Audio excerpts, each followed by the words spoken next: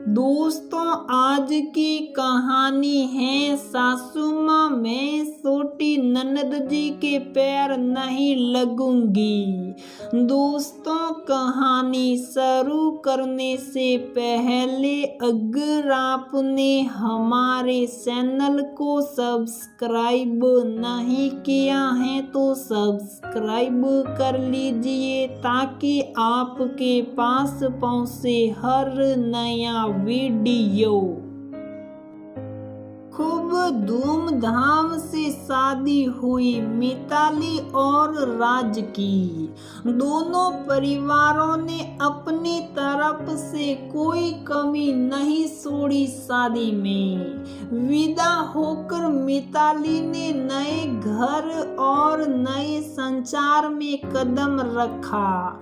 छोटी सी फैमिली थी, सास ससुर राज और एक उसकी छोटी बहन मोना। मोना अभी कॉलेज के सेकेंड ईयर में थी। पूरे घर की लाडली बेटी थी जिसका खूब फायदा उठाती थी। वो बाढ़ रुकाई पर उसने जिद करके मिताली का पर्स ही मांग लिया जो उसने अपने हाथ में लिया हुआ था। छोटी समझकर मिताली ने मोना को पर्स खाली करके दे दिया।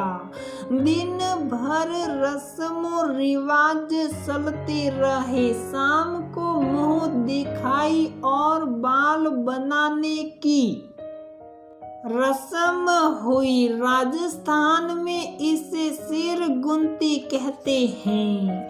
शादीशुदा ननद ये रस्म करती हैं। शादीशुदा ननद तो कोई थी नहीं, इसलिए सब ने कहा कि मोना ही बना देगी अपनी भाभी के बाल।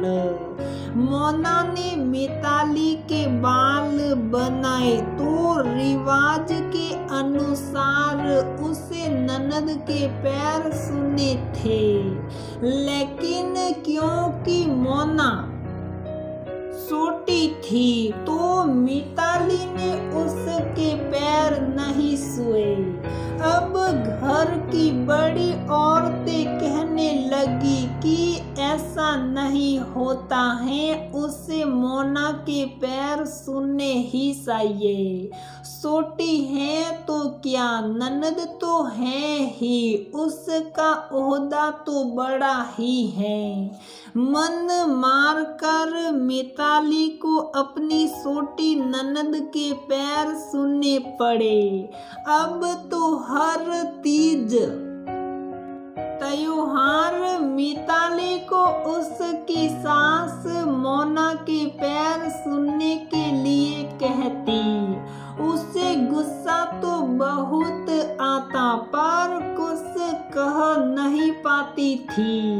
ननद रानी भी कम नहीं थी, भाभी से अपने पैर छुआने के लिए उसके आस पास ही घूमती रहती थी। मिताली को ये अपना अपमान लगता था। एक दिन उसने अपनी सासू माँ को कहा भी कि मोना दीदी तो उससे छोटी हैं, तो वो उसके पैर क्यों दबाए। उसके मायके में तो ऐसा नहीं होता है, वो भी अपनी भाभी से छोटी हैं उम्र में, पर उसकी मम्मी ने उनसे कभी मिताली के पैर नहीं छुआए। सुनते ही सासू माँ को गुस्सा आ गया और कहने लगी कि देखो बहू, तुम्हारे मायके में क्या होता है क्या नहीं हमें मतलब नहीं है। इस घर में हैं तो वही लोग जो यहाँ के रिवाज हैं। अपनी ननद के पैर सुनने में तुम्हें शर्म आती है क्या? छोटी हो या बड़ी, ननद तो ओहदे में हमेशा बड़ी ही रहेगी, ये बात समझ लो। एक दिन मिताली की भाभी उससे मिलने आई। उस दिन उन लोगों का तीज का व्रत था। उसकी भाभी ने देखा कि मिताली पूजा करके अपनी छोटी ननद के पैर छू रही है, तो उसने उसे टोक दिया कि ये आप क्या कर रही है? ये तो आपसे छोटी हैं, फिर आप इनके पैर दबा रही हैं। आप भी तो मुझसे छोटी हो, पर आपने तो मुझे कभी अपने पैरों के हाथ नहीं लगाने दिया। उल्टा आप तो मेरे पैर छूते हो, हमेशा मुझसे गले मिलते हो।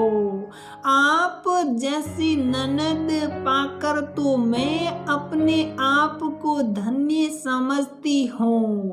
जमाना बदल गया है, यही तो कहती थी आप सबको, और आज आप खुद वही दकियानुसी सोच को बढ़ा रही हैं। दीदी ननद और भाभी का रिश्ता तो सहेलियों के जैसा होता है, ना कि सास बहू के जैसा। मिताली की भाभी ने ये बात उसकी सास और ननद की तरफ देखते हुए कहा।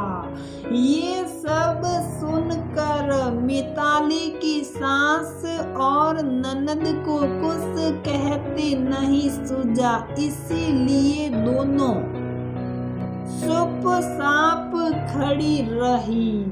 दोस्तों, कई घरों में ये देखा जाता है कि बहू को घर के हर बड़े छोटे सदस्यों के पैर छूने पड़ते हैं।